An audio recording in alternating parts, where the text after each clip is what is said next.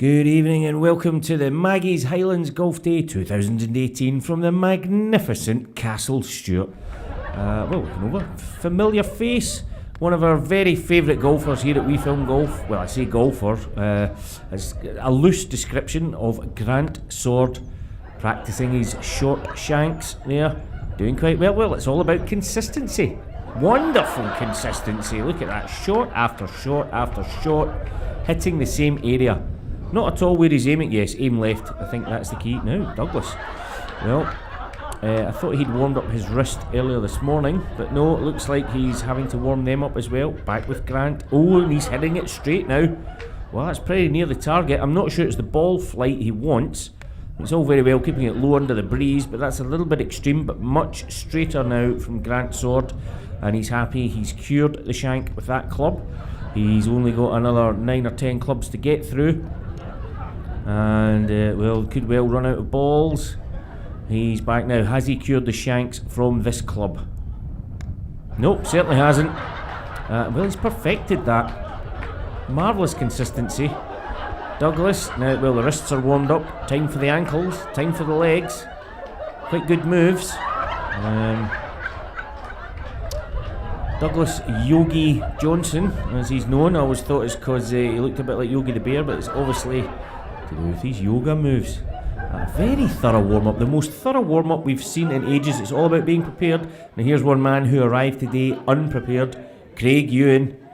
Craig only had one ball in his bag, so he stopped halfway down the first to go and collect balls on the beach.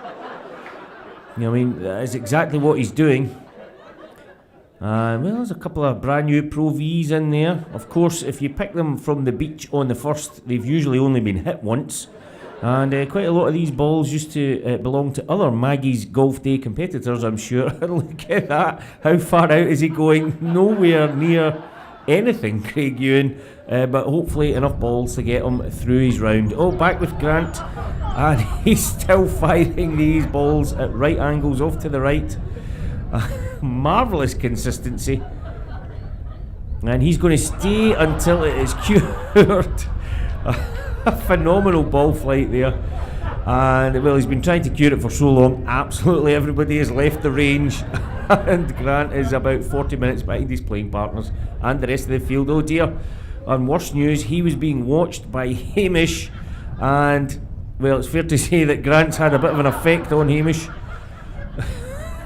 As he's enjoying the exact same ball flight here on the 9th. Of course, there's always hole-in-one prizes at this day. And, there's one here on the 11th. And here we have Graham Bowden, and he's not exactly between the tee markers here on the 11th. That's because, we've seen this before, he's still actually playing the 10th, and not a bad recovery, almost onto the green. Back to the 9th, and Stan Reed. And these greens can be tricky, so yes, if you hole a putt, it's worth celebrating. Yes, they were looking for that. Stan said earlier today, if he holds a putt, he's going to go for the fist bump or a high five. High fives are good. In fact, thumbs up as well. But I can hear out at 10, Bruin Dolphin are on the 10th team, and they were talking about having a high five kind of day. Unfortunately, Douglas Bailey misheard that, and he thought they meant a high fibre kind of day. And I'm afraid if we let the camera pan over, Douglas Bailey's high fibre kind of day is catching up on him. Now, there is facilities at the halfway house, but, those high-fibre diets, they can certainly hit you. Now, 8, Alan Savage, Big Alan Savage. Why do they call him Big Alan Savage? One of the most powerful putters in the game. Yes, one of the longest short games I've ever seen. That is absolutely miles past. I think we can confirm, hopefully, that the distance is indeed absolutely miles.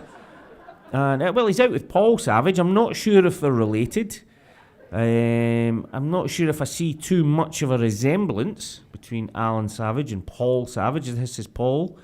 Actually, maybe there is a bit of a resemblance. You have to say they're very like each other. Yes, there's Alan and there's Paul shot. And in fact, to confirm it, that is also absolutely miles past the hole.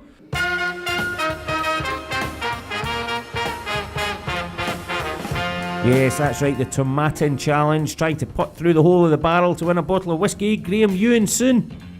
Oh, that's about as close as you can get without getting it. And, well, we managed to get there in time for the first today. Nigel Robinson lining up. Yes, ladies and gentlemen, he was the first man to miss the barrel entirely.